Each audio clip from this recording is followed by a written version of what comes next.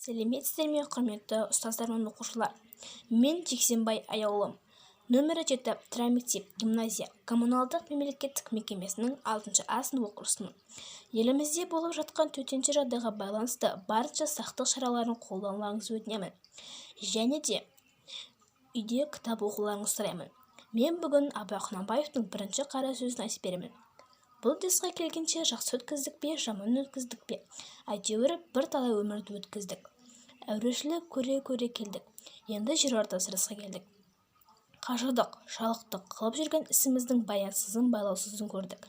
Бәрі қоршылық екенін білдік. Қалған өмірімізді қайтып, не қылып сүреміз? Соны таба алмай өзімде қайрамын.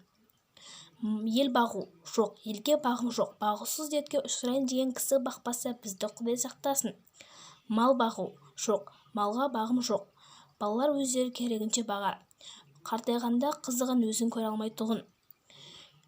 Ғылым бағу жоқ, ғылым бағарға да, ғылым сөзін сөйлерге де адам жоқ. Білгеніңді кімге үйретесің, білмегеніңді кімнен сұрасың? Елсіз, күнсіз де мені жайып салып, қолына кезін алып отырғанның не пайдасы бар?